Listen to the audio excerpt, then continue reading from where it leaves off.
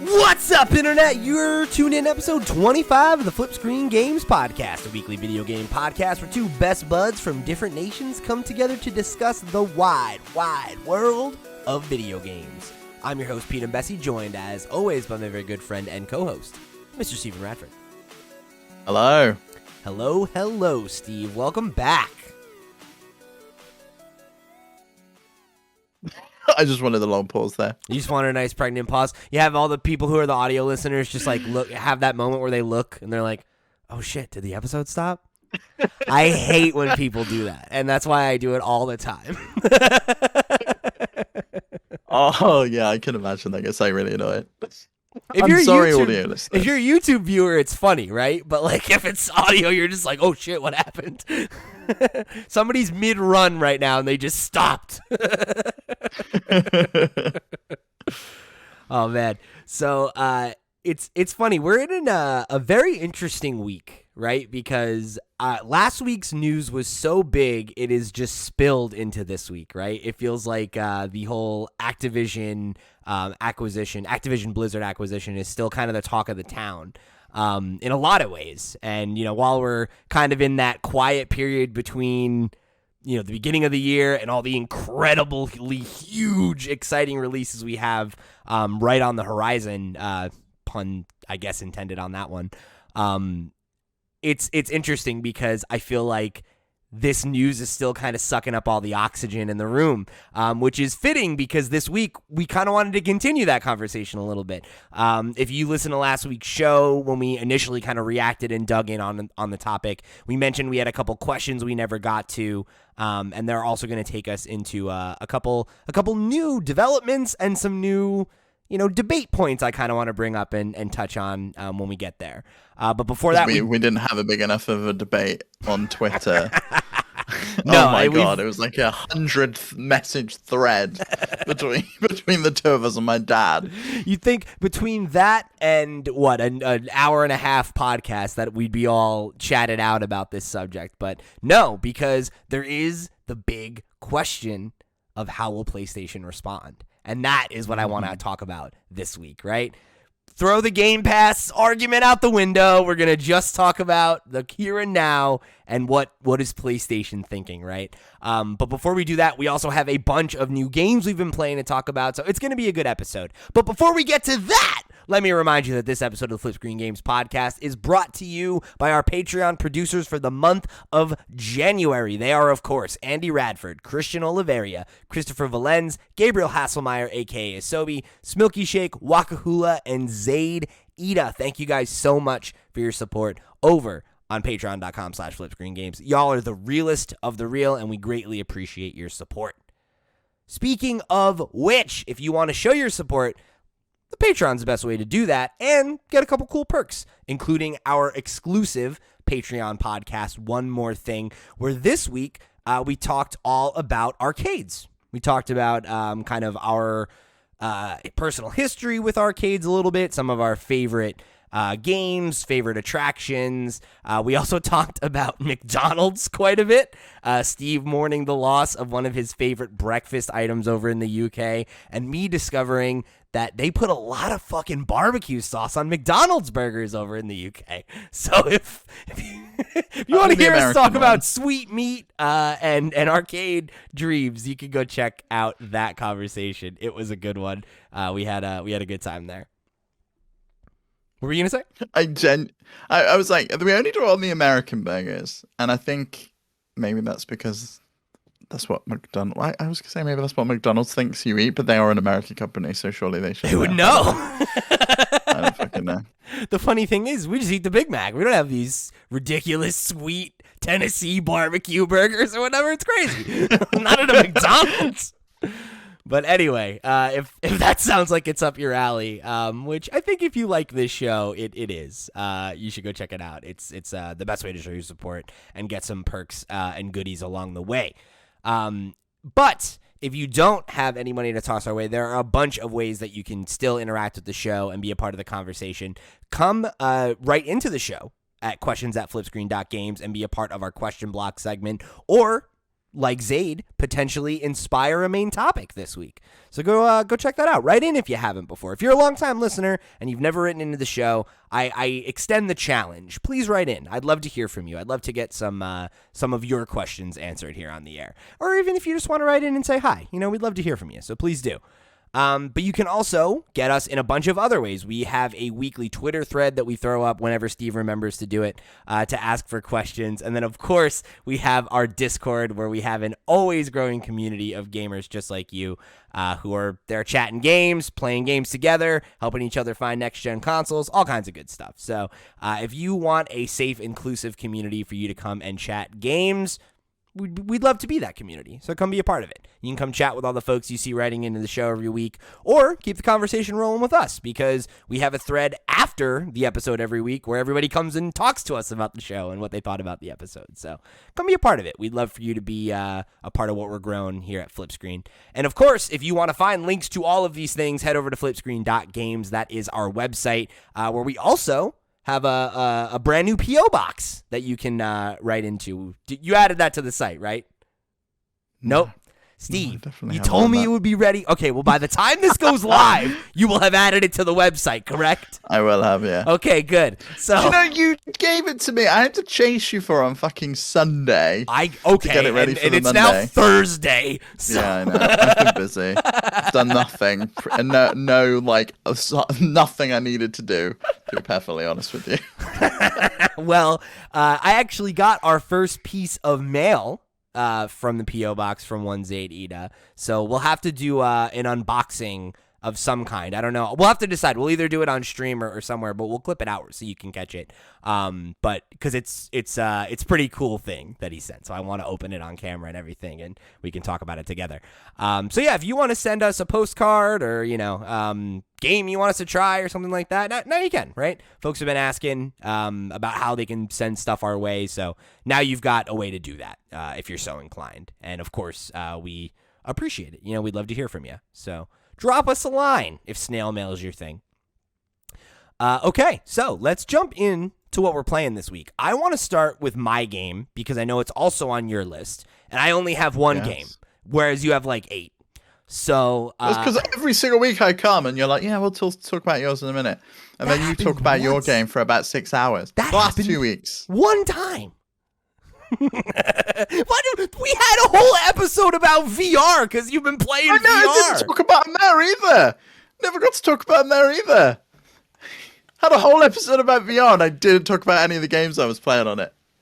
Well, these games have been on my list for like 4 weeks. What do you want me to do? All right, I'm sorry. Okay. Anyway, I downloaded and started playing a little game called Death's Door. Of course, making a ton of waves last year as kind of one of the hot indie games that everybody was talking about, especially on the Xbox side of the fence for most of the year.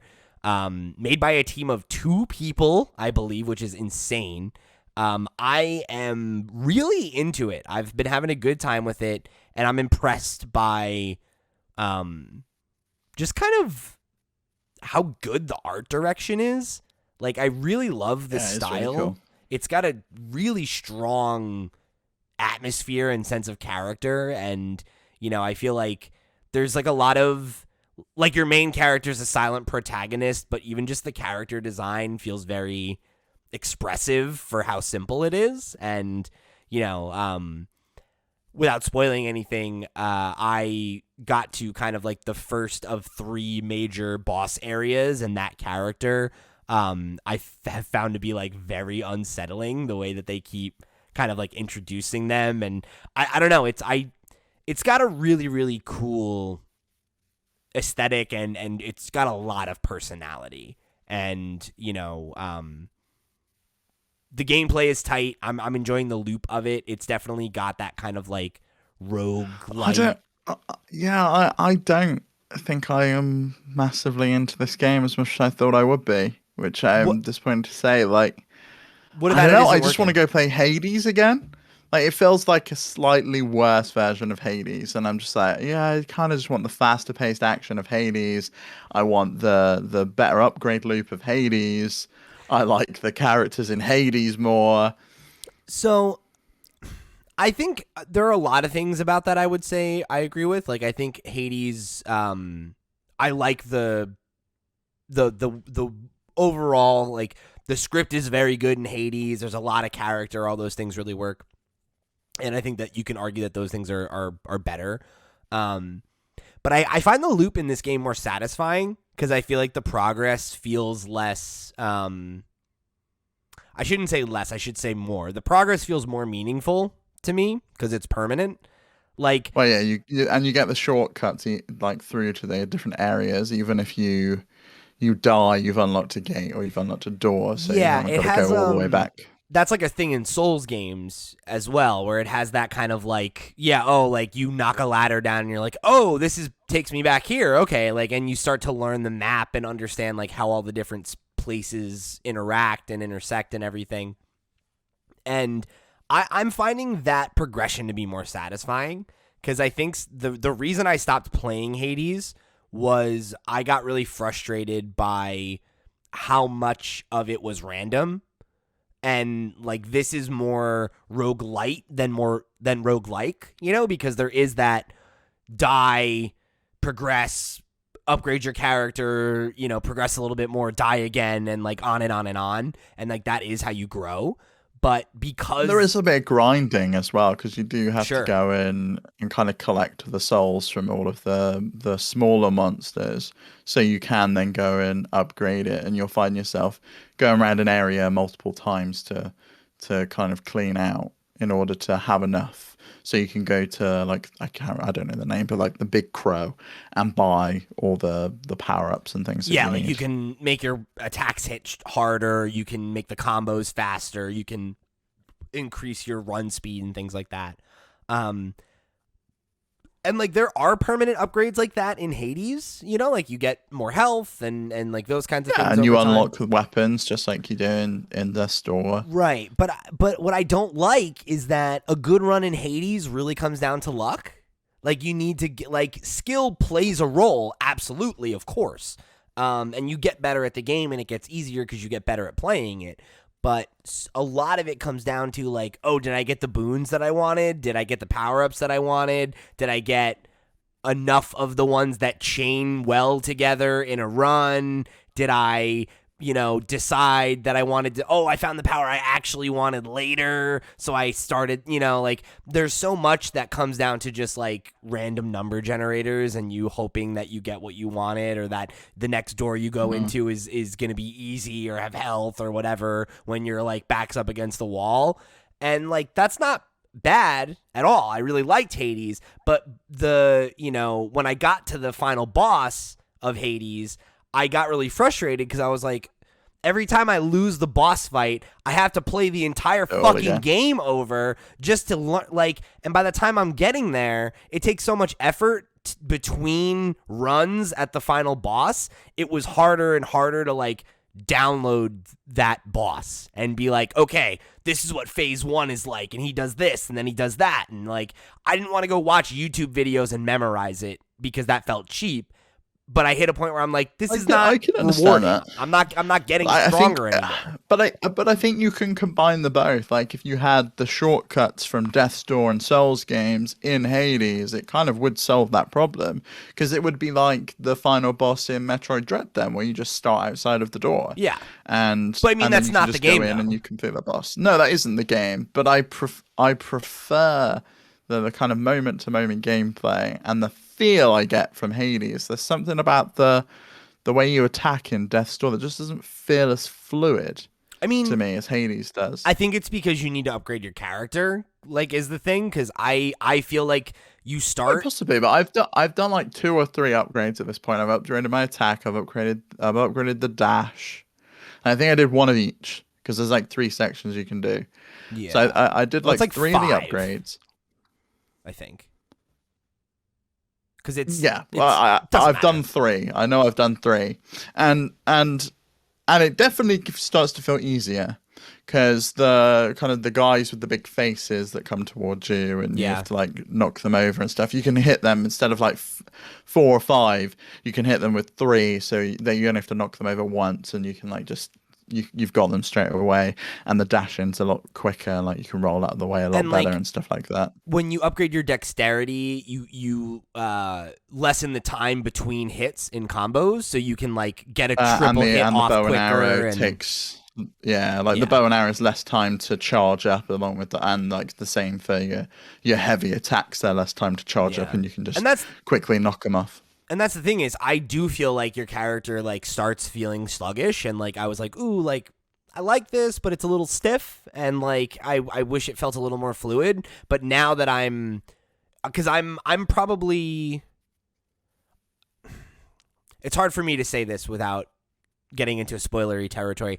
I know that I am not a lot farther than you, but I know that I'm far enough that I've worked through like 3 or 4 areas that you probably haven't even seen yet. So like I might have done twice as many upgrades as you have, right? And it was only after the last 2 upgrades where I was like, okay, like now I'm faster and I can get in and like be more aggressive and then jump out real quick, and like I'm getting a better rhythm where I don't feel like I have to run away and play as defensively as I did earlier. And I'm getting more confident because I know I can get off a triple combo on this type of monster right now, and I couldn't before. So that's not to say that like you not liking the rhythm of it. Like, I'm not saying like, oh, you just need to play more. I'm more saying I think that's kind of like part of what's working for me is like having that like, oh, this doesn't feel as good as I want, and then being like, oh, the reward is I can feel my character getting better and tighter and snappier, and like that's rewarding to me. That feels like something where I'm like, oh, it's worth grinding and it's worth doing that extra run. And like, Yeah, I don't want the grinding. Like I think the way like Hades, I never felt like I was grinding. Yeah, it was like I'm going on a run and I'm probably not going to finish this.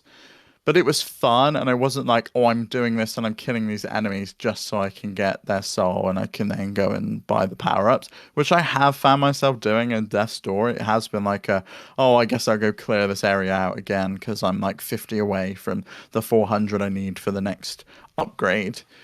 And I don't know, I just hasn't clicked with me yet. I'm sure if I play a little bit more and I get through those areas that you're talking about and I can power up a little bit more and I can reach the boss that you're on, I will gel a little bit more with it.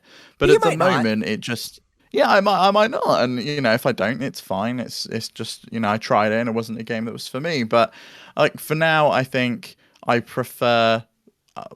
And I hate comparing games, but I definitely like see a lot of Hades in this. I see some like some Metroid in it because there's areas you can go back to, like once you've upgraded and like break down like doors and walls and things like that.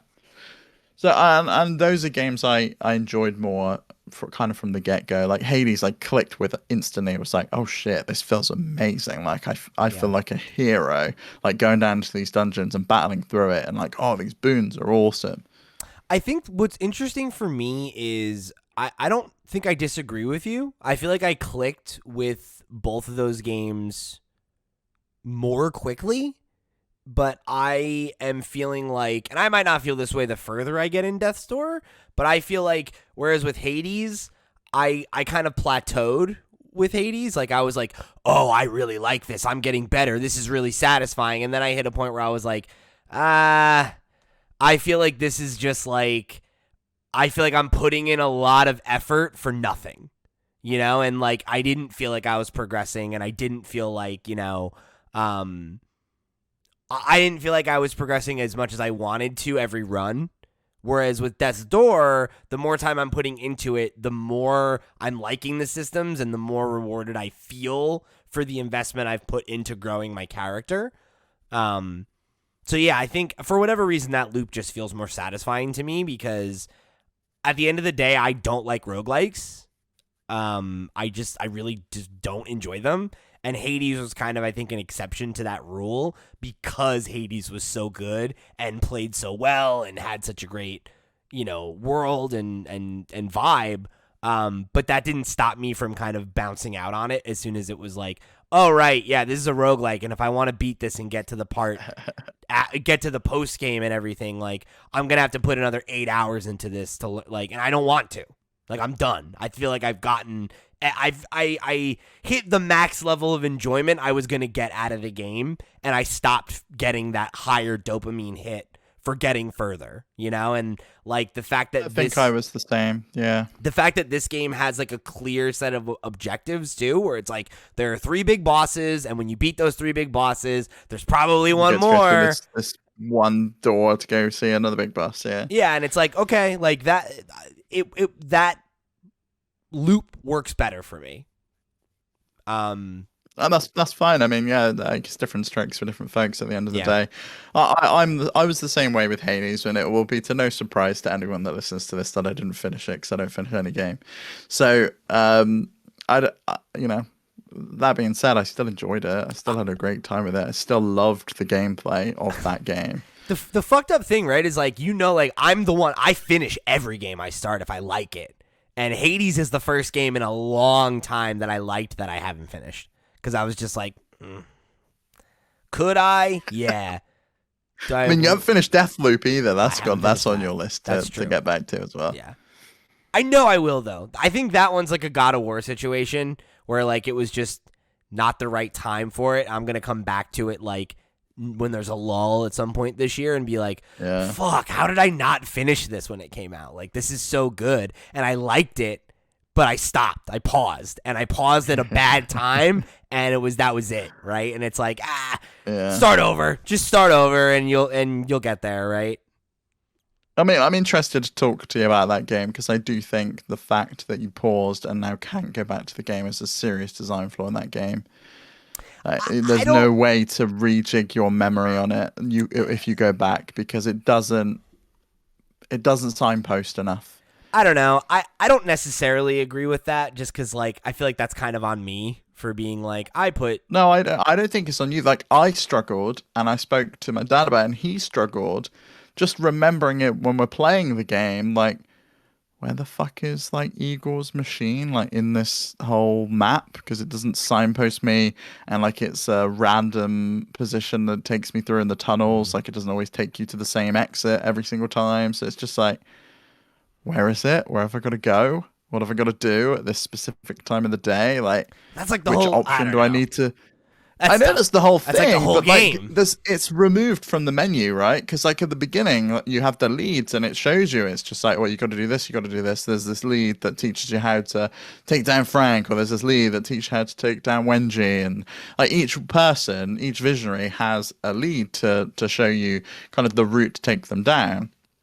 Once you complete them, you can't reactivate that lead to show you how to do it again. But if you've forgotten it, you can't ever reactivate it and find out again, unless you go watch a YouTube video. That should probably be a thing where like you can just be like, okay, what am I supposed to do, and then like get I just want to do it again. Just let me do that lead one more time, because it's a loop anyway. So you should just be able to reactivate any of them theoretically, and just go do it again.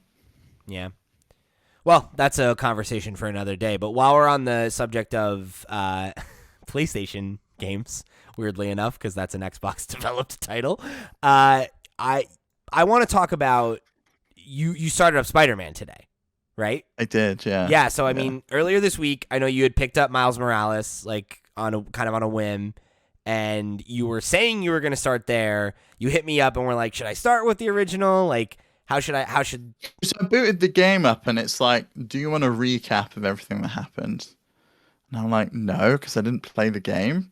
So I messaged you because if you press R1, I bought the normal copy. If you can upgrade for £20 or $20 to the Ultimate Edition. If you didn't get the Ultimate Edition, or if you managed to get Spider-Man on sale, I traded in. I managed to get this for like 17 quid. So if you manage to get it for cheap, you can pay an extra £20 and get the remastered of the original Spider-Man. So I messaged you and I was like, should I play it? And you said, yeah, you probably should, because it's like a direct sequel. Yeah. And I was like, I guess that's like the route I should go down then. So I went and downloaded the game eventually, following a number of problems I won't go into with the PlayStation. And I started playing it today. I've just taken down Fisk. Yep. The first dude, so he just got carted off. And I've just done the first like sciencey puzzle things. Okay. Where I've got the arm up and running again. It's so good, like just whizzing around New York City with the different things you can do. It's awesome. It feels so fluid. I'm It's so like glad that you said that. I was really like waiting for you to be like, I don't know. And I was like, no, it's so good. Like instantly, it was just like, wow, yeah, this is fucking great. This is like Sunset Overdrive on steroids. It is insane. Like the things you can do. It's like, what if that game wasn't on rails? Right, where it's like Yeah, much of that it's like game fluid. is like, It's like, yeah, you're in 3D space. You can go vertical as well as just like forward and backwards. You can just like swing around, and like the moves you unlock as well. Like I unlocked the one where you like swing and you can like kick people. oh yeah, With the square button, like there's so many good things you can do, and like you can like hook people up in the air and like you just smash the square button and you like fucking bangs them.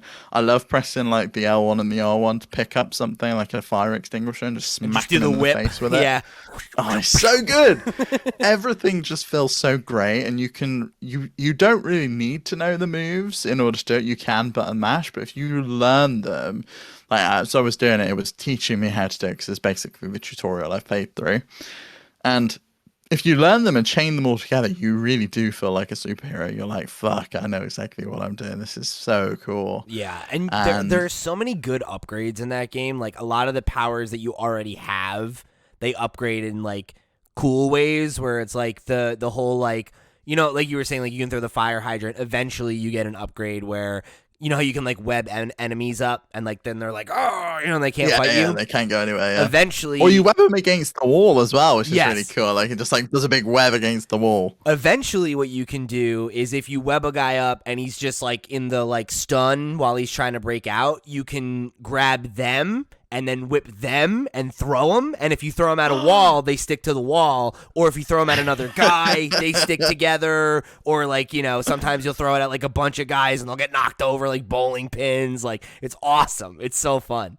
And there's like a lot of cool little, you know, like iterations on some of those things that you'll get. But I think the best upgrades in that game are like the momentum stuff. Like you just get faster, like the swinging gets faster and you get new like things you can do to chain things together. Like there's this like zip ability basically where like there'll be a point on the horizon and you can press a button and you'll like quick zip to it and then you can leap off that, and like there's like a dive that you get where you can dive and then swing at the end to get real high and get faster. And like the more comfortable you get with it, the more you're like, oh my God, like I just have total control over so my good, momentum and the way that I get around. It's like I never fast traveled in that game just because it was like, I just want to swing around. Like, you know, I just want to. No, I don't know why you would, because that's such a.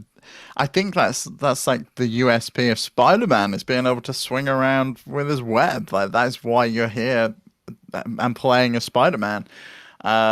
And like Macaulay was like nitpicking. They were really impressed with the game, and I think they're probably going to try it. I was like, yeah, but like, is his web even hanging on to anything? And we were checking then every single time we would swing, and every single time it clinged onto a building, and it wouldn't let you do it unless there was something above you that it could cling onto. And it's so fucking clever. And like, if you can't do it, you can just like press the button and he'll like lunge forward a little bit. He'll like do like it's like I guess like a jet propulsion but with his web, and he kind of just like whips himself forward. Yeah, he just like whips himself forward, and then eventually he will be able to cling onto something. Or if fall down, you click X and he'll like jump off of the point again, and you can then swing, but he doesn't lose momentum at all. It's so cool. It's really fucking cool. I can't wait to play more of it. I'm glad I started with this one. Like I thought, I'll just play Miles Morales because I don't know if I'm going to be into it, and do I want to spend, because it's a lot of money, £70 on the Ultimate Edition if you buy it full price. So I don't think I want to spend that much money. I mean, you spent under 40 though? You said, right? Because you got it on sale. Yeah, so I traded in. That's a great deal. I traded in Mass Effect for it, so I got both of the games for 37 quid. So like that's an amazing deal. I was really happy with that. At all. Yeah, and I do want to do like a PSA while we're talking about PlayStation games. Anyone that's buying Horizon for PlayStation 5, do not buy the PS5 version. Buy the PS4 version because it's £10 or $10 cheaper, and you get a free upgrade to the PS5. which is crazy to me. Like, why are they doing that? I want to like double check and make sure that there's not like some weird thing that you like miss out on. But like, yeah, that seems like fucking insane. Like, No, that's correct as far as I'm aware, at least according to the PlayStation blog. so weird. It's such a weird decision. Yeah. So I picked up Horizon as well. Curry's in the UK doing 15% off of it at the moment, so I managed to get that for £50. And You mean you pre-ordered? I don't know how. Yeah, I've pre-ordered it, so I don't know how far I'm gonna get in Spider-Man because I've got Pokemon coming tomorrow as of the time we're recording, and then I've got Horizon coming on the 8th. So it's like The Spider-Man's 8th? probably gonna take a. Yes, February 8th, right? No, it isn't. No, it's not. Really? I thought it was later than that. Am I totally off? I'm sure it's February 8th. Holy shit. 18th. So 18th. Oh, okay. Okay. 18th. I knew there was an 8 in there. Oh, I've got a bit of time then for Horizon. Well, but that was the thing. Is that's why when you said that, because it's like it's not that many more days. But I was like, what? I thought it was the last 2 weeks of the month. Like, you're kidding me. It's 2 weeks from now. Like, that seems crazy. But no. Okay. Cool. Yes, you got a couple weeks. So it's 2 weeks from now as of the time this is going out. So if you're listening to this, it's in 2 weeks' time.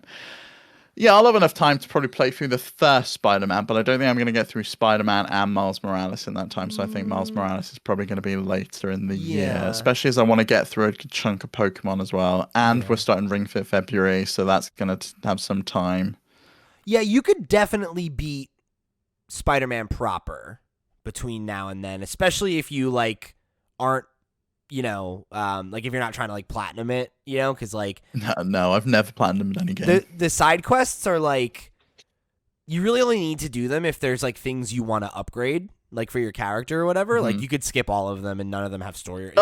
And you can skip all the puzzles as well in like the remaster. It's just like, do you want to skip the puzzle? No, I'm going to do the puzzles because that's like the point. But I'm sure at some point I'm going to get sick and tired of doing these like Bioshock I style only did them so I could get the wire ones. I don't remember if you could skip them in the original, but probably not. But I did all of them because I was trying to get the platinum. So, but yeah, that's awesome. You can definitely beat it before then. And the nice thing about Miles is it's really short, so like you might be able to get them both done, but I wouldn't rush it. And I will say, no, I'm not going to rush it because there's nothing lined up at the moment after Horizon. The other thing too is the DLC for Spider-Man 2018 is very good. It's called. Do I get that with the remaster? I don't know if it's bundled in or not, but if it isn't, it's worth picking up. It's called The City That Never Sleeps. And it's 3 different, like, new storylines, and they're all pretty good. One of them's really good, and the other 2 are both like not quite as good, but they're still really fun and worth playing. I basically spread them out, so I played like Spider-Man 2018. I played City That Never Sleeps after they had all come out as like basically like. I treated it like a Spider-Man 1.5, and then Miles came out, and I'm like, I'm playing one of these every fucking year, baby. It's great. Well, is it probably going to be Wolverine next, isn't it? Or is it going to be Spider-Man 2? No, Spider-Man 2's next, I would think. Yeah. I gotta imagine they're already pretty far along on that one. Whereas, like, I get the impression that Wolverine is earlier in development, but I also have no idea because Insomniac seemingly is working on like 8 games at a time. So I don't even know what the fuck. I don't know. Like, they're surely true to their namesake over there. I don't think they're something in the water. I want another Ratchet game as well, or what was the name of the Rivet and Kit? I want a Rivet and Kit spinoff. spin-off. Rivet and Kit. Come on, I bet you they do playing as Rivet. I bet you they do that. I really think they will. Because like, I think what happened with Spider-Man was they had the main team on Spider-Man, and then they had a secondary team that did Miles. And like I could imagine them doing something similar where it's like, okay, cool, like the main team's back on Spider-Man. Main team's back on Spider-Man 2. Now that's being worked on. And then, Ratchet's out the door. Maybe we have a sub-team do a Rivet and Clank or a Rivet and Kit. And that's, that comes out soon. And then we've got, so maybe Spider-Man, that, and then Wolverine. That could be. Unless Rivet and Kit is something that comes earlier. Who knows? I don't know. I'm doing math, which I'm not good at. What was your take on the remodeled Peter Parker as well? Because I quite like the one in the PlayStation game, PlayStation 5 version. I don't have a strong opinion about it. It's weird. Like when it happened, I was like, this is weird. It's a weird decision. I don't get it. Like I don't understand why it happened, but I don't care. Like I don't think that this Peter looks like worse or that much better, or it's just different. And it's like, okay, like it's been so long since I played 2018 now, it's 2022. It's like 4 years ago that it's like, if I boot up PS5 version, I won't even like clock that it's different probably, and like, this is just what he looks like moving forward. It's like, whatever. Right. Like when he showed up in Miles, I was like, okay, yeah, that's fine. Like whatever. It wasn't like, when you're in a TV season and then the next season they've like subbed out the actor. And the voice is and they the just same. like introduce it, and it's like, hey Peter, and it's just like, who are you? Yeah, the voice is the same. I think, and that goes a long way. Like Yuri Lowenthal's voice is, I think, what I'm thinking of when I like think of this Peter more than what he looks like, especially when you consider that he has a mask on most of the time. Like how often do you see his face anyway, right? Like it's not that whenever much. Whenever he's in the lab, I guess, in this one. But and there's like certain sections where you go do Peter Parker stuff and you're like, I'm going to go meet up with Aunt May or Mary Jane or whatever. And it's like, okay, but like those scenes are not that prevalent. Like, it doesn't bother me. So I'm glad you're having fun with it. I really, really hope that you commit to finishing it before Horizon comes. And well, now that Horizon's coming out 10 days after I thought it was, that's quite a possibility. So I'm sure I'll talk about it some more next week. It just depends how much Pokemon kind of gets its grubby mitts on me, and I have a feeling Pokemon's probably gonna become like my chill down game. Yeah, right. Like that could easily be your like chill down TV. I'm in bed, any of those kinds of thing games. And Spider-Man could be the thing you're doing when you're sitting in front of the television. Mm-hmm. I think that's fingers the way crossed. To go. Yeah, fingers crossed. I hope you stick with it. Because I really do think you'll especially if you like the intro, I think you'll really like what the game has to offer. And such a good way to like start the game. It's not like a boring tutorial. It is like we're straight into action. It was a really nice way, and they did the exact same thing with Ratchet and Clank. You're like in that race sequence, and then it goes into like a battle, and it's like, oh shit, everything's kind of kicking off at this point immediately. It throws you right into the deep end, and I think it really has a good impact and a good first impression.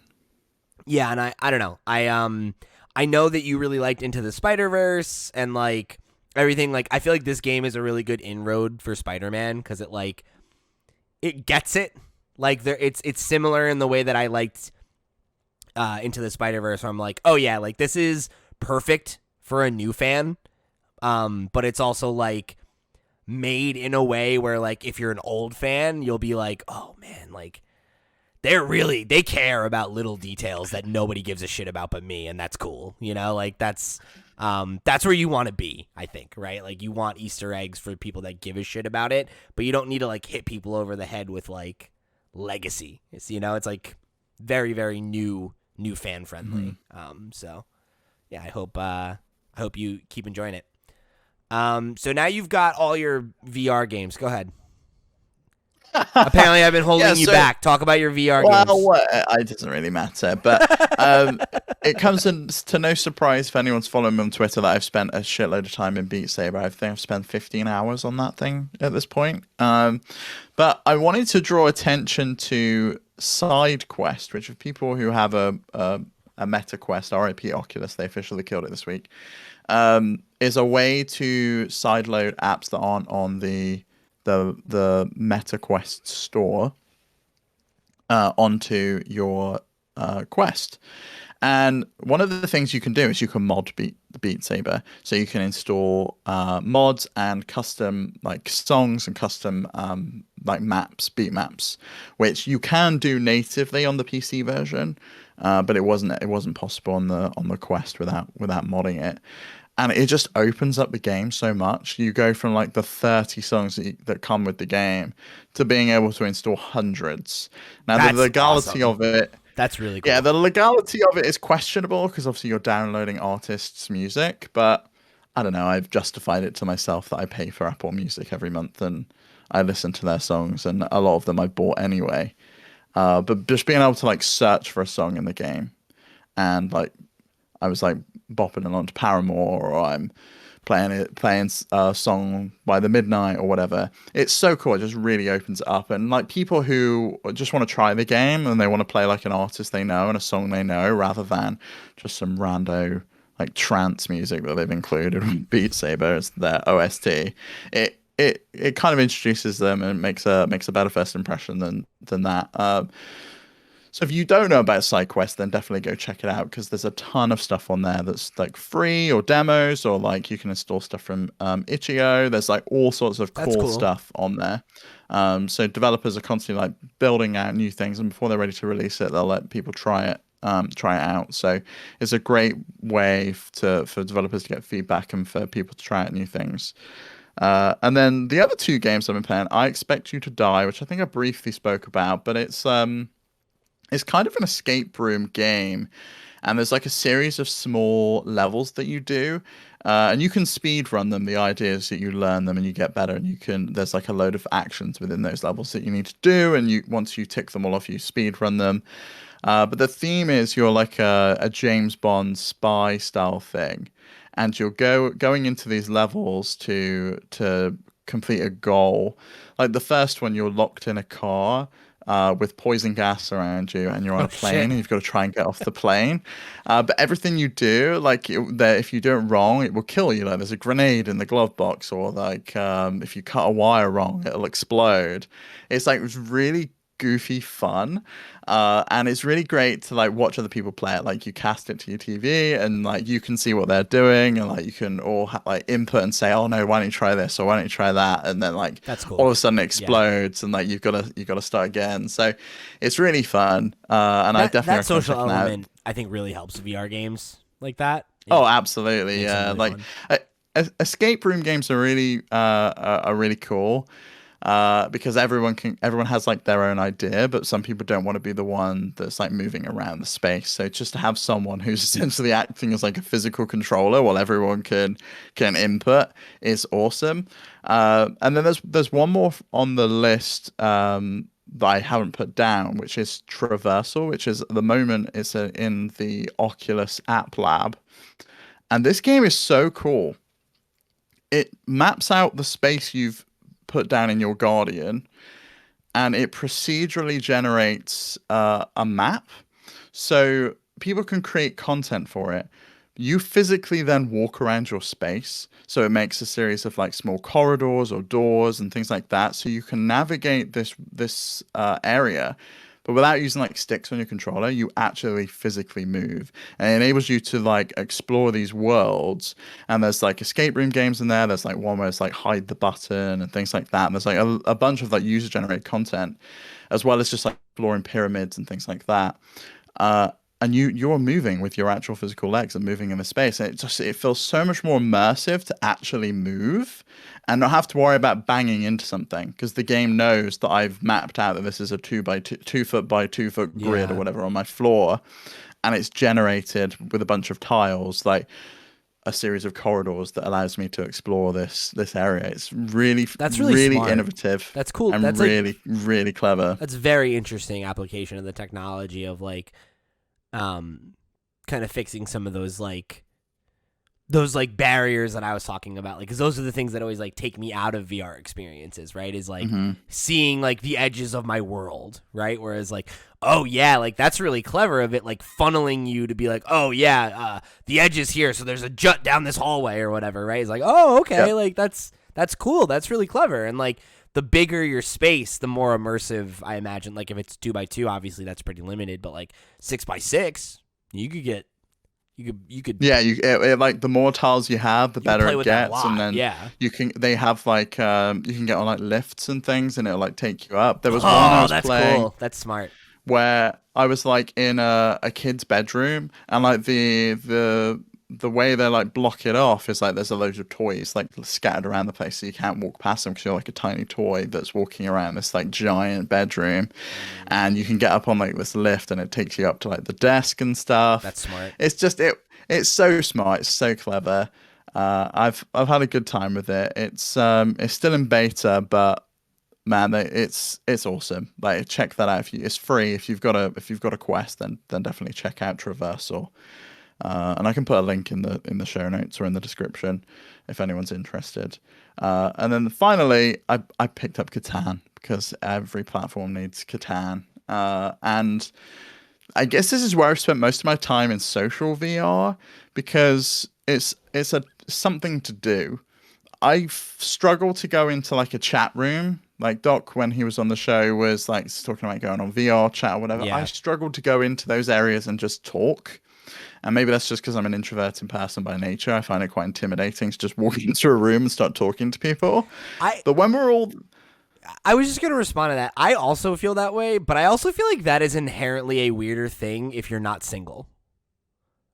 Like, or if you think, or like if you live with your partner, right? Like if you have a partner that, you know, you're dating or whatever and in a serious relationship and you don't live together, I could maybe see that. But like, it feels super weird to be like, oh yeah, like I'm sitting in this room and like Macaulay's there on their phone and I'm like got these goggles on talking to strangers on the internet, you know? It's like it feels odd. If you were playing Halo and you were talking to strangers on the internet and playing a game, it wouldn't feel strange to you because you're working towards like a joint goal or you're in a social task that's like normal.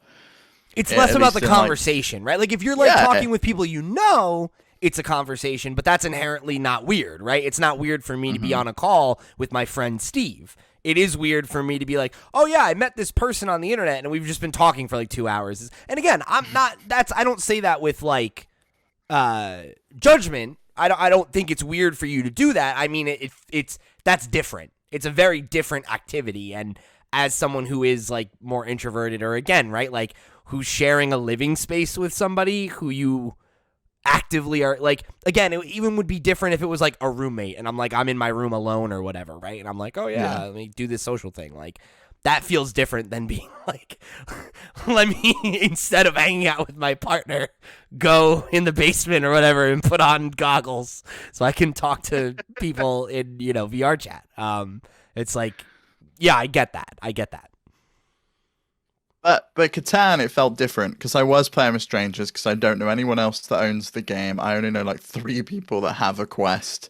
And I don't know, it's just 4 people who are nerdy enough to own a VR headset and want to play Catan on it. Catan and want to play Catan in it. And we're all just talking and like, you know, we move the robber and we steal something and like everyone's just chatting and like rather than having to like open up a menu and like select that I want wheat and I want to give you brick, I just literally say out loud and look at people and they'll be like, and then we've got any wheat? And they're like, no. So you just like carry on. And it feels so much more natural to all be sat around this table and like being able to move my head and look at people and go and just play the game. And like we're all having a conversation. I know exactly where the person is in that space rather than it being like on a screen. And that's not to say I haven't had a good time playing Catan on my phone. It's still really great. And that's probably how I'll continue to play most of the time because I'll just play it in bed or whatever at the end of the day. But it's more immersive. VR, like it feels more like actually more playing a board game rather than playing like a facsimile of it, which is really cool. Like that's a really cool application of that technology. Like, and that's what I'm talking about, right? Like, and say you're like limited to space, or you can't afford like the physical board game, or your friends are hundreds of miles away. Like, this is a great way that kind of feels like you can get around the place. Yeah. And there's a couple of like board game ones. I really wish Tabletop Simulator had a Quest version. There is a PC VR version. And then you could just play any board game that you wanted with anyone in the world. I'll tell you what, if that was a thing, I would consider getting a Quest just for that, because it's like. That, like, Tabletop Simulator just whips. But it's awful to interact with, like, with a mouse and keyboard. Like, it would be so much better if I could just use, like, VR. You can if you have a PC. You can just plug your headset in or use Oculus Link. But I want one that's like... I've only ever used it with mouse and keyboard, and it would be like, Yeah. oh, it's just awkward. Like it's clumsy because it has physics. So it would be like I pick up a card and it's like whoop whoop whoop, and like weird things like that, where it's like, oh right, like my mouse doesn't work like But, a like hand. picking up a piece with like your hand, with either hand tracking or with like a controller that's like emulating your hand, would feel way more natural than like moving with a mouse or like figuring out which button I need to press, because you can just pick up the dice and you just throw them and it rolls them. Yeah, or like what's the button to pick something up and view it, like it where you could just be like, oh yeah, like what does this card say? Pick like, it up and hold it to my face. Yeah. It's just natural, like yeah, that's a really cool. That I could see that being a popular application of VR in the future of like board games. Why not? Yeah, I think so. I'd like to see that like area expand, because there's got to be a bunch of people. I know there's people that play D&D online. I know there's people that play board games on Board Game Arena or Tabletop Simulator. There is a niche for it, and they're not Metaverse always is coming, something you can Steve. play. Yeah, all right. Oh man. So you ready to jump into the question block? Yes, let's do it. All right, so this first one, I should say these first three, come from one of our Patreon producers, Asobi, writing in with his patented 3-question format. So let's jump into this first one. Number 1, do you guys think that Microsoft will be able to vastly improve the situation at Activision Blizzard for employees? I do. So for a couple reasons, and I think I've seen a lot of people say that like this is a naive viewpoint, right? That it's like, oh yeah, like we fix the toxic giant corporation by having it be absorbed by an even bigger corporation. Like that'll work out. I get that. I understand that concern. I don't think that's an unfounded comment. But in this situation, I don't know. Like I said last week on the show, like I generally think that Phil Spencer has his head on his shoulders, right, when it comes to being an executive in games, right? Because you look at like the Bobby Kodaks of the world, and they're not in short supply. There are a lot of folks who are in executive positions in gaming companies, or who have been historically, that don't really care about video games, right? That like they could be an executive there, they could be an executive at a toy company or candy or whatever, right? Like there's somebody whose job it is to make money, and that's what they care about. And well, I mean, I think Bobby does care about it, right? Wasn't he the founder of Activision, or one of the like early ones? I believe he acquired it. Okay, yeah, it looks like he became CEO in 1991 after purchasing a company stake the previous year. So yeah, maybe you're right, and he's also a board member of Coke. So yeah, you could very much be right. That's my read on him as a person, right? Is he is somebody who is a professional executive. That's what he does, and that's what he wants to do, is to make his billions and establish his legacy and whatever, and that's what he wants to do. And I'm not naive enough to think that Phil Spencer isn't that too. He is. He's a businessman. He's a CEO of a multi-billion-dollar company right now. So fair play. That said, as I mentioned before, Phil Spencer also is somebody who loves games, plays video games as his primary form of entertainment. He said that multiple times. You can either believe him or not. I take it at face value. And no, I definitely do, because you can follow him as a friend on Xbox, and you always see him online playing something. Whether that's actually Phil or not, I like to believe it is. I think it is. Yeah. And most of the time, he's playing home, which means he's playing a game that's not on the Xbox store at the moment, which I think is so funny. But you can see him up at like all hours of the night playing games, right? And it's like, I believe that. I do. I think that would be a really elaborate lie to perpetrate, which I mean could be still. That doesn't mean it's not the case, but that to me feels like an Occam's razor situation, where it's like, yeah, the more likely scenario is that he gives a shit about video games, and I also think he cares about Xbox and Microsoft, because he's been at Xbox for 30 some odd years. Like he's been there for his like entire professional career. Microsoft, you mean? Microsoft, yes. Because he was an intern at Microsoft before Xbox even existed. And I think Phil is somebody who cares about games. He cares about the health of the industry. He cares about making Xbox number one, of course. But I also think he cares about like the longevity of Xbox and making Xbox an established gaming brand that will survive and thrive beyond him. So as long as he's at the head of the ship, I have quite a bit of faith in Xbox's ability to foster positive change at the studios that they acquire. Because by all accounts, right, like how many studios have they acquired in the last couple of years? A lot. And I mean, by all accounts, right, like it seems like it's a partnership that's working well. These studios are retaining creative autonomy. They're able to work on the games that they want to work on.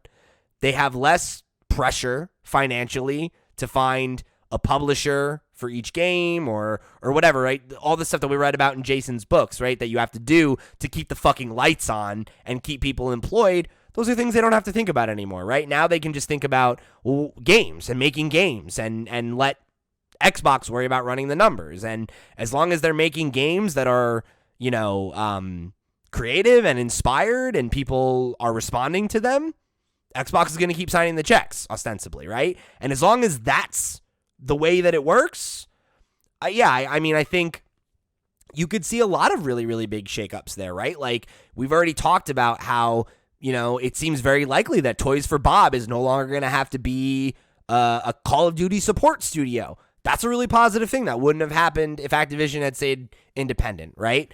I would guess that we're going to see Call of Duty move away from the annualized model. And I think you'll see Warzone be the continuous product that's getting updated, and this is the thing you can do every year if you want Call of Duty, and then maybe it goes biannually, right, or something. I mean, it blows my mind, though, that we had that report from Jason Schreier this week that we're going to get to, but they're making a Warzone 2. It just makes no sense to me. Like, that feels like a Destiny 2 situation. Can you imagine if, like, Epic Games was like, we're making Fortnite 2?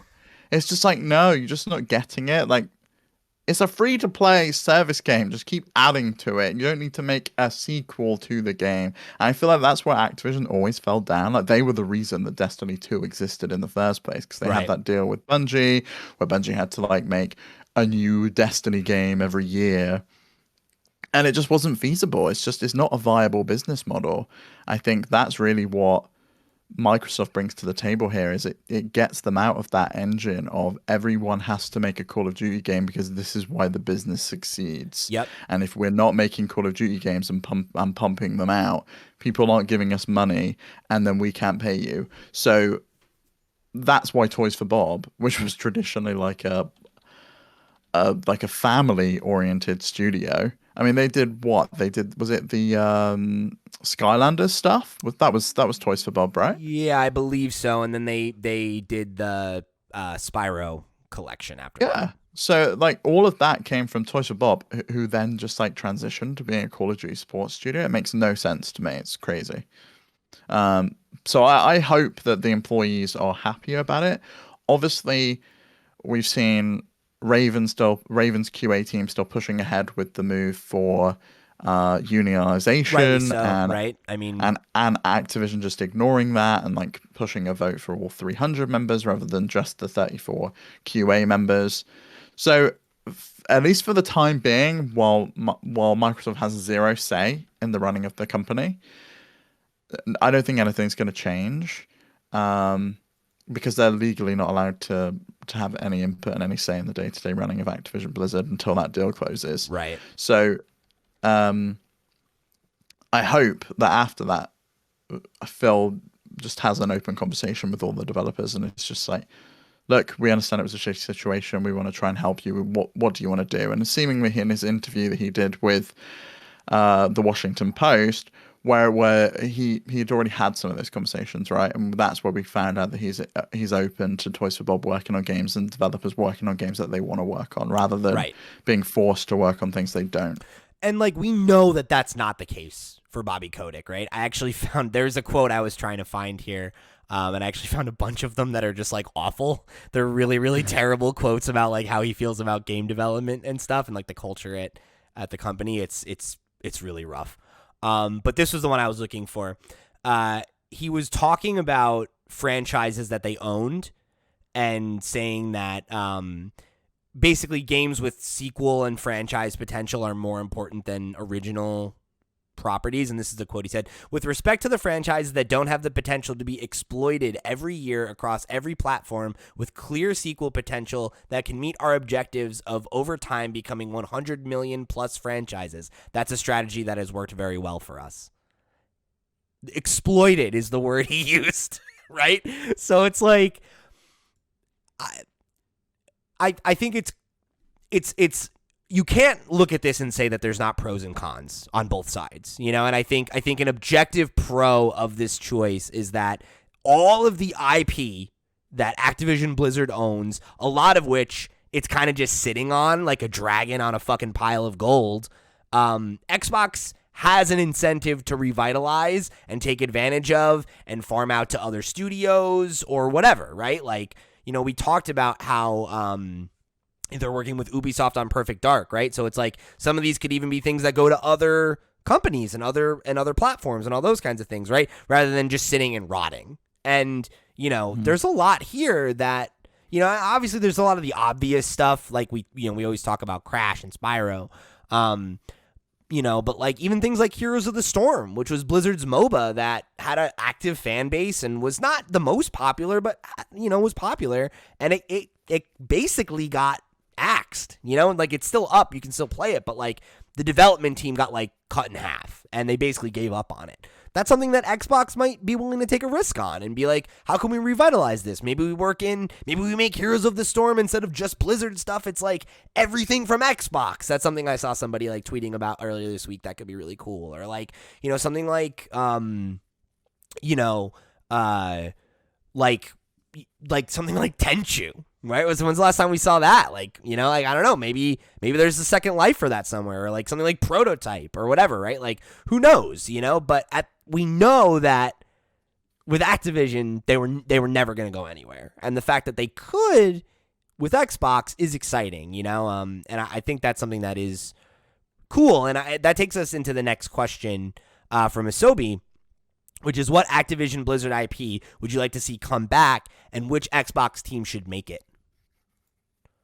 I really want Guitar Hero, which we spoke off mic with Chewy about it when we finished recording Nintendo Noise. And I know you think you have reservations about it and don't think it's really viable in the streaming space. I don't know. I think Guitar Hero's tough because I think Guitar Hero like had such a moment, and I think there's a lot of nostalgia for it, and people are like, oh yeah, it should come back. But like, there was a couple years ago, there was that attempted Rock Band revival, and it didn't work out, right? And like, one of the things that I think makes it tough in this day and age is that like you can't stream it, you know, unless you know they were to license every song in the game for play on Twitch as well. It's just not gonna happen, and I think not being able to have the highly shareable, you know, like social media, Twitch sphere, like being able to be active about it. Like, I don't know, maybe TikTok's enough because there's not that same problem with licensed music over there. But like, I don't know. Like, I have a hard time thinking that Guitar Hero can come back and be what it was. But I mean, I'd love to see him try.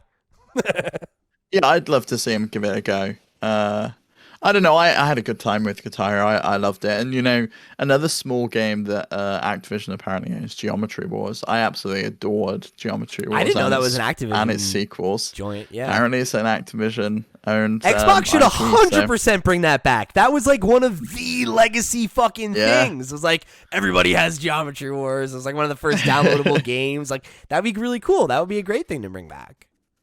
Yeah, I'd like to see Geometry Wars. As for who makes it, I have no idea. I think you just make a new team at this point, yeah. Like, or you give it to like, I don't know, like a couple of indies and let them do something with it. Because like the thing is, I think most of the IP that they own that I want to come back, I just want whoever was working on it to work on it, right? Like Toys for Bob, work on Spyro. Let's bring back Vicarious Visions. Let them work on Crash and Tony Hawk.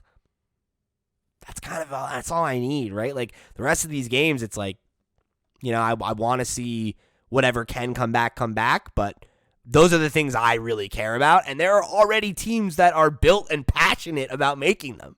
You know, like, just let them do their fucking thing. I think I'd be more interested in seeing one of those studios make. Well, here's a great one. Game. This is the next question. Yeah, number 3. Same question the other way around. What Xbox IP would you like to see be made by an Activision Blizzard team, and why is it Banjo 3E by Toys for Bob? That's the answer. Right? Like, they made. No way. For me, I want a Fallout game made by the Diablo team, and I want it like top down, like original like style, classic, like Fallout. Okay, that's interesting. And I know that's not technically an Xbox IP; it's a Bethesda IP, but they own Bethesda. It's an Xbox IP now, though. That's the fucking problem. But yeah, yeah. I mean, that could be. Yeah, I could. Shit. I mean, as much as I hate it, right? Like Harris Visions just made that Diablo 2 remaster. Maybe they do like a Fallout remaster or Great. That'd be cool.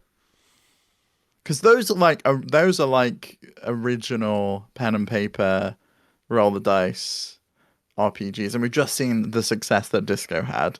Can you imagine that with a known IP, with an incredible team behind them, like what you could achieve? The other one really good. The other one I would throw out is Jet Force Gemini. Have so much nostalgia for that game, and like I generally think any of the Rare IP that Rare isn't interested in working on, give it to these folks, right? Let's bring Conker back. Let's see Conker's Bad Fur Day from one of these folks. Like, why the fuck not? Conker's is not a good game. It's really not. It was only good because he was swearing. That was the only draw of that game. That's irrelevant. That doesn't matter. Oh, wait. I fucking gut every answer I just said. Viva Pinata. That's what we need. Bring back Viva Pinata. Whoever wants to do it. Any of them. They can all work on it together. I liked Grabbed by the Ghoulies as well. I would love to see them do something more with that. I thought that was such a funny game. And the control scheme was really innovative. That you kicked with the other stick. They own that? It was cool. That's a Rare game. So okay. You're saying the other. Okay, yeah. Yeah. Cool. And shout out to VideoGamesChronicle.com for this article that I found of all of the IP. That was very helpful. Thank you. Shout out to Chris Scullion. Thank you so much, Chris. Okay, so I want to use this next question from Zaid as kind of a jumping off point for our talking point this week. So Zaid wrote in and said, after this acquisition, will Microsoft make one more big play in 2022 in the shape of buying Sega? So multifaceted answer to this for me. One, I don't think Xbox will buy another studio this year. I think we talked about this last week. The timing for this to go through is as early as July of this year or as late as next year. And I think if it does go through by July, there's a lot of work to be done bringing that studio under the umbrella and, moonlighting, some certain folks that work there are going to be gone. New people are going to have to be brought in. They're going to have to create whatever the new reporting structure is to fill, because we know that that's what's going to happen. So it's like there's all these things that, the dust has to settle around, not to mention the fact that they're going to have to wait for this deal to go through. If they immediately after doing the biggest deal of all time are like, okay, now we also want to buy this studio in the same year, I feel like they're going to increase the likelihood that they are going to get, one of those deals rejected. Does it matter with Sega though? Because they're not American, right? So do they have to worry about a monopolies intervention there because they're buying a Japanese studio? It would still apply, I would think, because the whole thing, right, is it limiting consumer choice? And I think if you have Xbox being like, yeah, we're buying up every third-party publisher and taking all their games off of other platforms, we've seen them do, and like you believe is their plan with Activision Blizzard. And I think increasingly you're probably correct. How is that not doing that, right? How is that not limiting consumer choice? And I think you can get away with it for a while, and if they're spaced out and if they're thoughtful about it. But if they just keep being like, Here's another blank check. Who else can we buy? Here's another. Like, eventually, someone's going to be like, all right, enough's enough. Monopoly, right? Like, and I'm sure. That's the thing. It's not a monopoly, and I think if they It isn't, buy Sega, it doesn't even get them up to number 2. So, as we said, they're going to be number 3 in terms of revenue. Buying Sega is not really a dent. Like, No, Sega's like number 10. You're right, but I think that like you talked a lot about how a lot of the things that, like, oh, like Phil's tweet felt strategic to you, right? And like, Absolutely. I think they're thinking about these things. I think that they know that if they appear too aggressive, they increase their chances of having someone be like, whoa, what are you doing? And I think that's their end goal, is to be like, okay, well, we need to keep doing this until we're not allowed to do it anymore. And if they space them out, it'll be easier and easier to get away with it. Especially if what we're going to talk about here is how does PlayStation respond. If PlayStation goes and buys somebody else, then it's like, oh, well, now our biggest competitor just got bigger, so why can't we? Right? Like, I imagine... I don't think PlayStation is buying a publisher. That's the thing. Like, I just can't see it. PlayStation buying a publisher. I have some thoughts on that, but I do want to just read the tweet that you referenced from Jason earlier, as just kind of context for this. So we talked all about, like, what happens with Call of Duty from here, right? Like, does it stay on PlayStation? Does it eventually become exclusive? Like, what is kind of what's the roadmap for that, right? And Jason had an update on Bloomberg where there's the confirmation that at least the next 3 Call of Duty games will be on PlayStation, even after Xbox acquires them. And that would be Call of Duty this year, and then 2023, and then a Warzone 2 coming in 2023. So after that, we don't have anything, like on paper, really. So... Yeah, and he did clarify that this was not related to the timing of the acquisition, which some people speculated, including me, speculated that, it's 2023 because that's when the Activision Blizzard thing's due to close. It's not. They'd signed this contract before they'd even announced the news of the merger, or the acquisition. So, right. So this is a deal that they're inheriting. Yes, so this is a contractual obligation that Phil Spencer said they will uphold in his tweet, and has desire to keep Call of Duty on the platform beyond that. I don't see it happening, and Jason Schreier also followed up with, like, as with recent other recent acquisitions such as Bethesda, Obsidian, Microsoft fulfilled existing contracts and then released or announced subsequent games for PC and Xbox with no PlayStation. I still think that's the move, unless there's Game Pass. Right, and then there is the thing that somebody replied here and said, other than Minecraft Dungeons, and then he replied, Mojang is the anomaly. Yeah, remains to be seen if Activision will be the same. Yeah, and I don't know why. My guess would be just because, I don't know, maybe Minecraft is too big for them. Like, it had made too many sales on PlayStation before they bought them. Like, you're not going to pull Minecraft off of the platform. No. And why not just release Dungeons for the kids that want to play it where they've got Minecraft? Yeah, and that's the thing is, I don't know, it could be either way, right? Like, I'm increasingly of the opinion, and I've already said this part, where I think single player games will definitely be exclusive, I would imagine. Multiplayer, if it is like Call of Duty, which is like one of the biggest entertainment products in the world, and like if there's more money to be made by leaving it multiplat, and it means that there's more folks on the servers and a healthier ecosystem for the game, maybe they feel like that's enough to make that concession. But I don't know. I mean, I think Call of Duty is the example that will either prove or be the exception to the rule. So we'll have to see what happens there. So then to take it back to the PlayStation thing, right? So like what does PlayStation do here, right? Like how do they respond? Do they respond at all? And I think there's a couple interesting wrinkles to it, right? Because like obviously like they can't respond one-to-one. Sony doesn't have billions of dollars sitting around where they can go and acquire, one of the bigger publishers in the game like that. But I think they could get one of the ones smaller down the rungs, right? I think they Yes. could afford a Sega, a Capcom, an Embracer. They could even afford Ubisoft, probably. Yeah. Maybe they buy Square, and make Final Fantasy an exclusive. Hmm. I think that would be a really big play for them. Like there is stuff they could do, and they don't just need to use cash. They could finance it. They could do a stock swap and say, right, we're going to buy you with all stock, and you get Sony stock instead of every shareholder gets Sony stock instead of Square Enix stock now, and we now own it. So there is things they could do.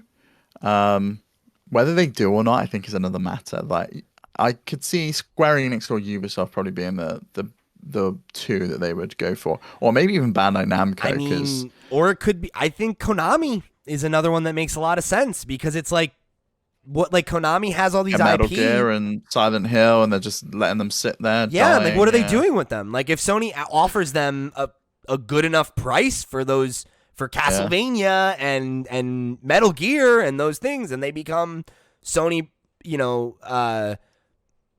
Sony properties, and they can build a studio around them or give them to Give them to Kojima. right? Maybe they get the gang back together and make that Silent Hill game that never was, or whatever, right? Like, Yeah. or they don't, and they do something else with them. But either way, these IP are sitting there and rotting and languishing, right? Like, I don't know that that's that crazy. Like, Konami's a diversified business. They have, their pachinko stuff, but like they also like their big thing is they own like gyms and all these other, like other diversified interests in the Japanese market that are just not related to video games.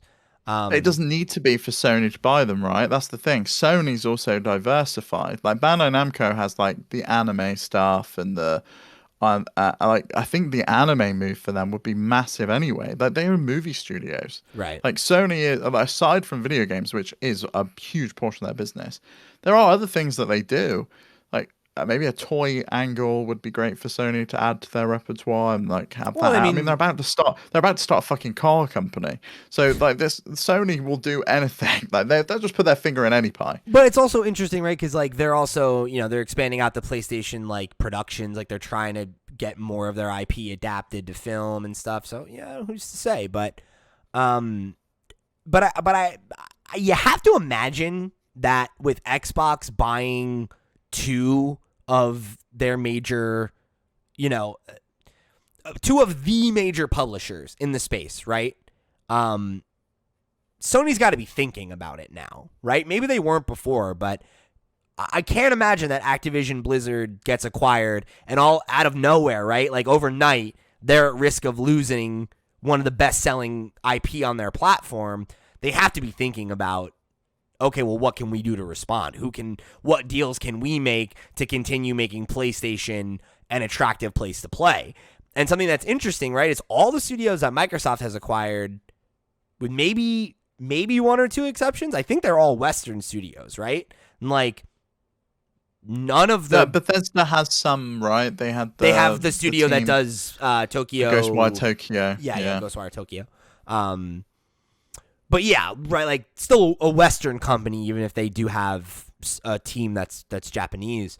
That could be interesting, right? Like Sony and Nintendo maybe even are probably like having this thought now of like, oh, are there any of these partners that we want to lock down so that we don't lose them to Microsoft? Or, like could we see Nintendo like put a ring on Bandai Namco, right? Like they've been working with them a lot, and I don't know, like it could happen. And I think the thing that's interesting, right, is like those studio or those publishers, they're not that big. Like, they are that medium size. And we had that comment last week that we talked about, which is kind of like where do these acquisitions leave small teams? And I think small teams are fine. It's the medium-sized company that I think is in the most jeopardy. It is the Capcoms, the Segas, the those level studios that are, or publishing arms, I should say, that are more at risk because they don't have juggernaut releases every year necessarily, you know? They're the big games that they put out don't always necessarily hit that game of the year level, right? And like that gets harder and harder as the market becomes more competitive and as games become more expensive, you know? It's going to be harder to make, you know, quote unquote AAA games on smaller budgets with smaller audiences. And I think that's going to be the thing that pushes this continued consolidation, which really sucks, but I think it's probably inevitable. And I think these, you know, the like a Sega, a Capcom, a Square Enix, I could see any of those being a good partner for Sony. And those are, you know, like especially Square, right? Like Square's IP you associate with PlayStation anyway for the most part. Yeah, but you said Ubisoft was the one working on Perfect Dark. Is actually Square, so they've got that. Oh, right. Xbox going at the moment, so it's like, and they also own Tomb Raider, so it's like, you know, there is some good. That's like, it was traditionally a PlayStation game as well. Like I always associate Tomb Raider with the PS1. Yeah. So there's something to be said there. One move I think would be quite cool would be CD Projekt. They own GOG.com. So they could get their angle in with the PC market. Sony wants to improve their PC space. They turn GOG into the PlayStation marketplace, right? It could become the PlayStation marketplace. They've got like a bunch of other publishers on there anyway. They put their games on there. They've basically then got their competition against Steam and the Epic Games Store. Like they bought it like that. And they also own The Witcher, Cyberpunk, which, you know, yes, is a mess at the moment, but I'm sure will be fixed up. Sure, they want to own this game that they delisted from their store. But The Witcher is like beloved. Sure. And you gain access to that. I think that could be a good play for them, and I can't imagine that would be too expensive in comparison to someone like an Activision. I mean, it would definitely be a lot less.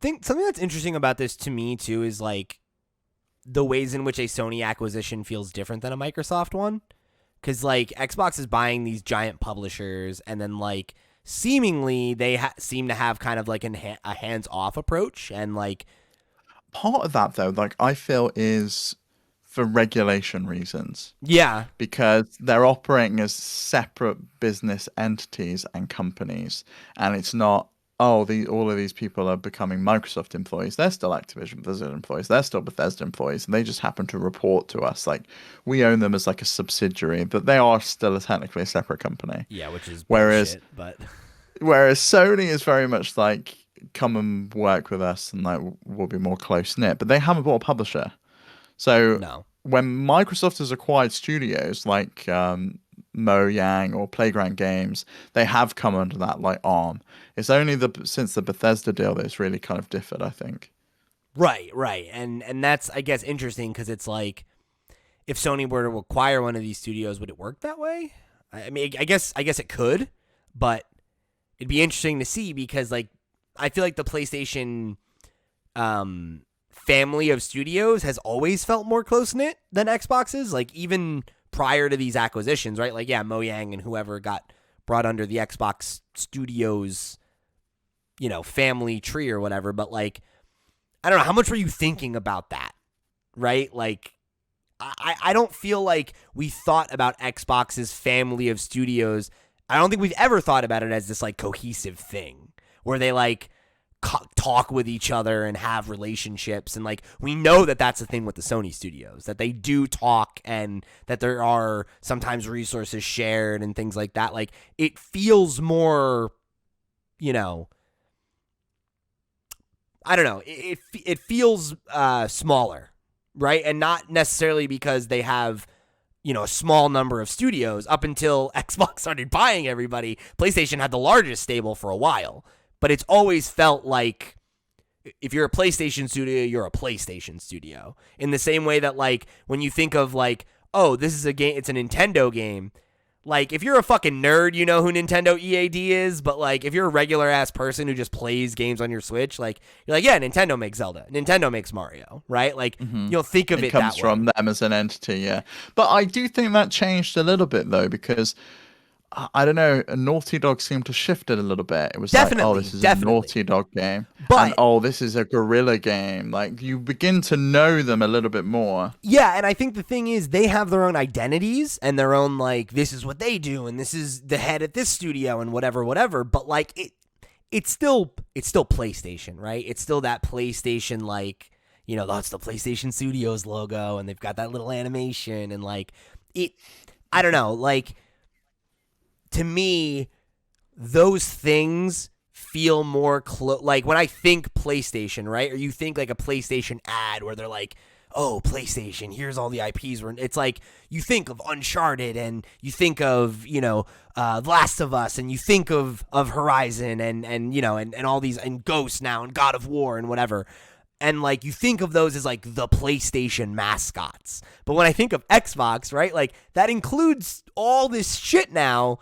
And I think it all feels more siloed off.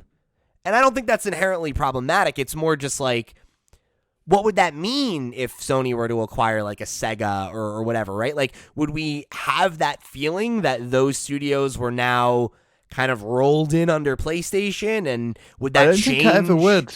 I don't think I ever would feel that Sonic is owned by PlayStation, right? It would always feel like, and maybe that's my age showing, but I would always associate with Sega, and I don't know if I could associate Sega with PlayStation.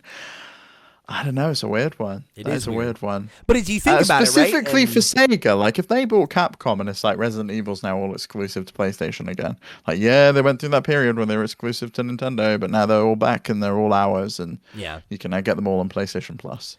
Well, and it's like it's interesting though because like with Sonic, right? Like you think about it, like if we were older, if we were 10 years older, like having Sonic on a Nintendo platform would seem insane. And it'd be like, "What? How? That would never happen. They would never do that. That's their biggest rival." And then like when I was growing up, I played every Sonic game on Nintendo platforms. Like my first Sonic games were like that weren't the originals that I was playing on the GameCube. Was the GameCube port of that, or it was Sonic Advance on the Game Boy Advance, or it was, whatever, all those games that were multi-platform or on Nintendo consoles, and like that's where I played them. So like, if they buy Sega now, 5 years from now, 10 years from now, you'll be like, oh yeah, like for the whole generation of kids that are buying Sonic games, you're like, yeah, Sonic PlayStation, Yeah, I mean, do you know something that's always strikes me weird with these conversations is whenever Sony's acquired a studio, we've never had the conversation of, well, does that mean it's now exclusive to PlayStation? It's just like, well, yeah, duh. Why do you think they're buying it? Whereas when it comes to Xbox, it's like, it's exclusive But now? that's only happened since they started buying publishers, though, to your earlier point, right? Sony's never done that. When Sony's bought a developer, it's like, well, yeah, of course it's going to be exclusive. This is and also, a lot of the developers they buy, they were working exclusively with for a few years anyway. Yeah, for the most part, yeah. Like, when's the last time they bought a studio where you're like, oh, man, now that game won't be on Xbox? It's always like, oh, yeah, like they already made, like you think Insomniac, right? Insomniac made exclusively PlayStation games with the exception of Sunset Overdrive and that one multiplayer game that didn't really come together. They did for EA, yeah. And like those are the two games they made outside of the PlayStation structure since Spyro.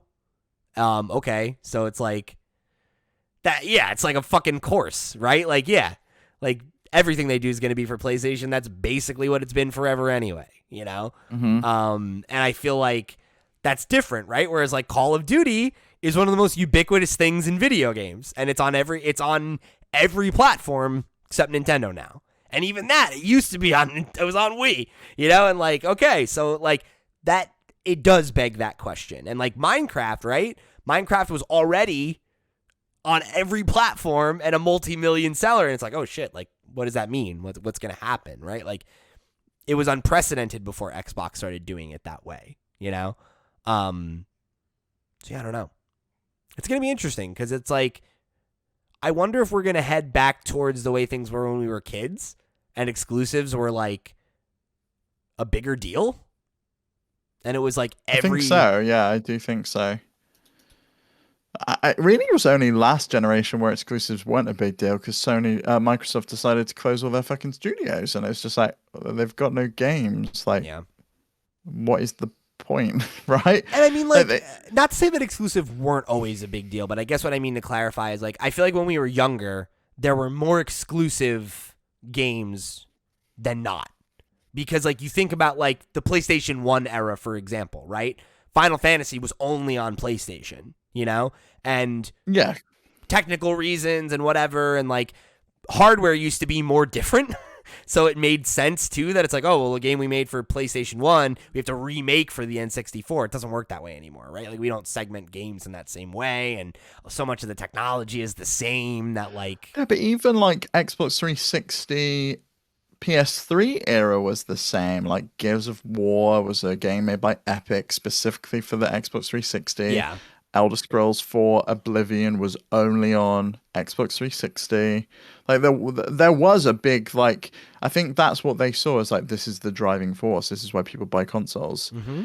And Well, I guess maybe that generation was when it shifted to everyone plays Call of Duty and FIFA, so they're going to buy a box anyway. So does it really matter that much? And maybe that's why Microsoft like took the approach of, let's try and do stuff that's related to TV, because it was like all entertainment focused. And I don't know, I guess it's all played out, and now we are where we are, and they've come full circle back to, we need games to fill up Game Pass so people will give us money and continue to subscribe. I feel like publishers started pushing everything to be more multi-platform because they realized there was more money to be made by selling to everybody, and rather than making like these deals if the publishers aren't willing to like shell out. Because like yeah, I mean, I don't know if it was I can't remember many games by publishers on 360 onwards. Like PS4 and Xbox One, like, were there many like exclusives? There were, but they were in the structure we have now, where it's they're produced by the console owner, right? Mm-hmm. Like it became like first party, yeah. And like, I mean, there are exceptions because like you think about PS4, right? Like Persona is a PlayStation exclusive series. Why is that the case? I don't know, because that's the series Atlas puts on PlayStation, and Shin Megami Tensei goes on Nintendo. And why is that the case? There had to be some kind of payment. There just had to be. Yeah, like, no, and that's the thing is, yes, right? So it does still exist. It does still happen. It's just a lot rarer. Because, like, again, you brought up 360 PS3 was kind of the last generation where that felt prevalent. You look at BioWare, right, and EA. Originally, Mass Effect was going to be exclusive to Xbox, and Dragon Age was going to be exclusive to PlayStation. And that was, like, the plan. And then Mass Effect, you know, was so popular, they ended up bringing it to PlayStation, and they never made Dragon Age exclusive. And then they ended up originally, like, they made a thing where you could make all the choices from Mass Effect 1 as a DLC, so you could play Mass Effect 2 on PlayStation, and then they finally put it out with the trilogy and everything. So it's like, that was still a thing where deals like that were being made and talked about or whatever, but like... Yeah, BioShock was another one, like 2K put it exclusively on 360 for a while. Was Dead Space one as well? Yeah, I think Dead Space was a timed exclusive as well. And GTA was always like timed exclusive. They would always come out as timed exclusives for a while. Like we found out in that Xbox documentary, they had first pass on GTA 3 and turned it down. Yeah. So it's like all that stuff went on. Yeah. So I mean, I think, I don't know. I think PlayStation has to respond at this point, which sucks because I feel like Xbox is forcing an arms race. And I wonder if they do, because like they acquired 5 studios last year. We haven't seen the fruits of those acquisitions, and I can't remember how many games Herman Hulse said that they were working on, but wasn't it like 13 it's a lot. new it's like, fresh it's like IP or something? I think, yeah. It was like a lot of new games, and a lot of them, like the majority of them, were fresh IP, like brand new. And we know that they're working with like studios that are ex Call of Duty people that are working on a new multiplayer shooter. There's like all sorts. Sony is working on 25 games for PlayStation 5, half of which are new IP. Yeah. So yeah, it's like a lot coming. Yeah. So I don't think PlayStation's necessarily worried. They're probably worried that they might lose their their big profit maker, Call of Duty, on their console, because it makes them shitloads of money every single year. But I don't know. They're seemingly working on their rumored Game Pass competitor. Yeah, I'm sure that'll do really well for them. They've already got 50 million it's PlayStation Plus subscribers. And you're right. And like those are all things that like they're gonna keep doing, and like they're gonna be successful, and and whatever. But like we saw their market value drop by like $20 billion after this acquisition, and like which Daniel Ahmed did say he believed was an overreaction. I totally agree. But either way, they gotta feel some kind of way about that, right? Like there's no way that they feel okay that happened. And yeah, investors aren't happy, and I imagine that investors on the next investor call will be saying, "What are we going to do? What's our play? Yeah, what who are we buying? What yeah. are we doing? Yeah, like and I bet the metaverse comes up, right? Because that was the thing that Satya Nadella said. It was like, we're buying Activision Blizzard because of the metaverse, and I can guarantee there's going to be a question on that investor call about the metaverse. And do you know, and it was almost one of my predictions.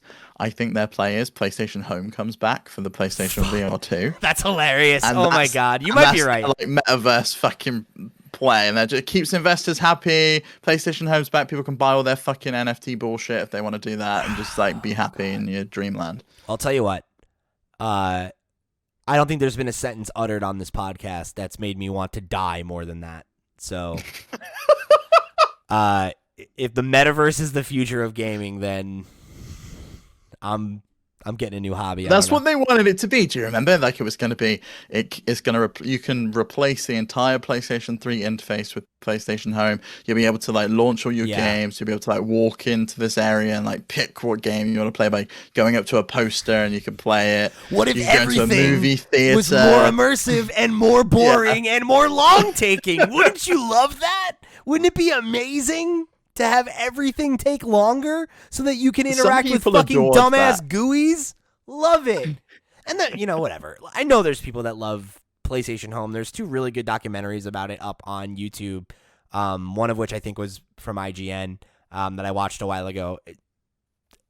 I don't mean to disparage anything anybody cares about. If you care about PlayStation Home, I want it to come back for your sake. That's awesome. And I want to hear from you as well. Like, write in and let us know that you love PlayStation Home and why you love PlayStation Home. But I don't want it. I don't want it. I don't want it at all. But that's going to happen, right? The metaverse is the hot new thing. And so I think Sony needs to have some kind of response to those investor questions at this point. We're buying Sega so that we can corner the market on furries when the metaverse starts, because we know that the furries love Sonic, and, they are a very active and vocal community. And when the metaverse begins, we know that they will be early adopters. So we must lock down Sega. Because then we will own Sonic and Persona, and we can, own the metaverse or whatever. There we go. Let's buy Sega. That's what's going to happen. You heard it here first. Anyway, thank you guys for joining us here on another episode of the FlipScreen Games podcast. Thank you to everybody who wrote in to be a part of the show. I imagine that this is not the last time we will talk about this. I think whether it's the continuing developments around this story, the continued acquisitions, I think unfortunately this is a topic that will come up quite a bit in the months and years to come. So keep the questions and comments rolling in, because it keeps the conversation interesting. We love hearing from you and responding to your thoughts with our own. So thank you for being a part of the conversation. Thank you for joining us here on this episode. And remember to go head over to flipscreen.games, come and be a part of the community, show your support however you can. If you do want to go above and beyond, of course, you can head over to the Patreon and get some extra goodies in your feed. You can get the exclusive show, one more thing. You can get the archive of our Twitch streams. You can become a Patreon producer and have me read your name on the air, all kinds of cool stuff. So go check that out. Show your support however you choose to. We appreciate you. And we will catch you next week for another episode of the FlipScreen Games podcast. Take it easy, babies.